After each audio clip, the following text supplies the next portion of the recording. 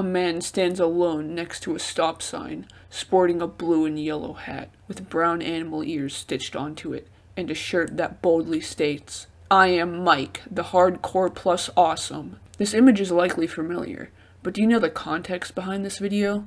In this video, I'll be using the information known to piece together the truth behind this obscure piece of internet history. Grab a beer and listen up.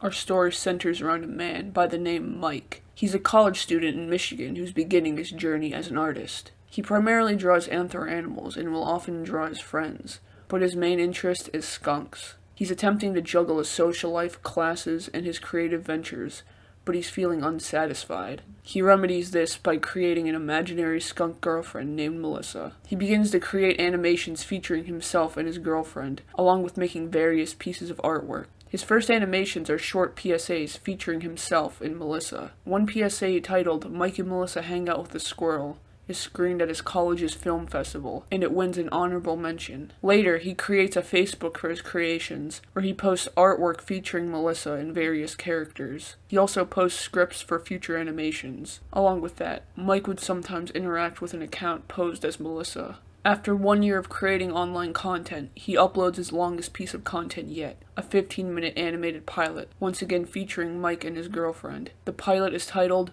Mike and Melissa Episode 1, Mike Goes Crazy, and is slated to be the pilot of a series chronicling the real-life events of Mike's life. This project is a group effort by Mike and his friends, many of which play themselves and help with making the music for the short. It follows Mike as he goes through an average day in college, later going to a frat party with his pals, only to be embarrassed in front of his metalhead friends by the non-metal music being played. He de-stresses at home when suddenly he meets a purple skunk who introduces herself as Melissa. Although he's confused at first, he soon accepts her, and they start their relationship from that point on. Mike decides to screen this video in his class for extra credit. One of his classmates goes to her Tumblr to mock the animation and her experience with seeing it screened. This small Tumblr post soon goes out of her control, and suddenly droves of people are going to the video to ridicule the video and Mike. Mike sees this negative attention, and at first he says this won't halt the production of future episodes of Mike and Melissa. However, his attitude quickly changes, and he unlists the pilot. After a short while of laying low, Mike returns to the internet and relists episode 1. He begins posting art to DeviantArt, and he posts 2 albums worth of music to his SoundCloud. There's no sign of him continuing to animate though. This new era won't last long, as Mike erases almost all his content from the internet in late 2014.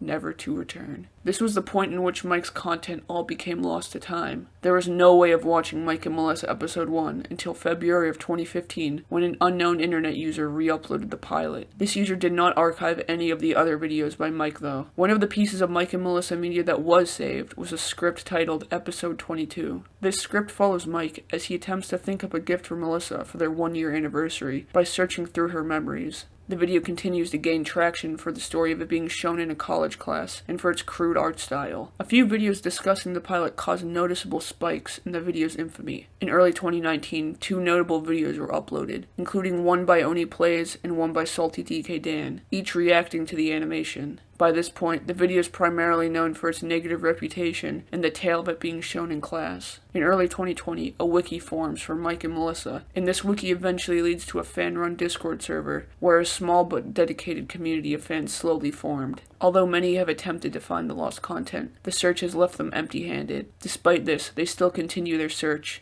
and try to spread positivity on Mike's art and outsider art as a whole. Although many of the users appreciate Mike and Melissa for their own reasons, most find the video charming and appreciate how it's a genuine piece of self-expression from the creator. Despite its flaws, they've grown to appreciate it for its humor and its sincere writing. Who knows what the future holds for Mike and Melissa? Maybe the lost videos will be recovered, or maybe they won't. Either way, let's hope the story of up-and-coming artists don't end up the same as Mike's.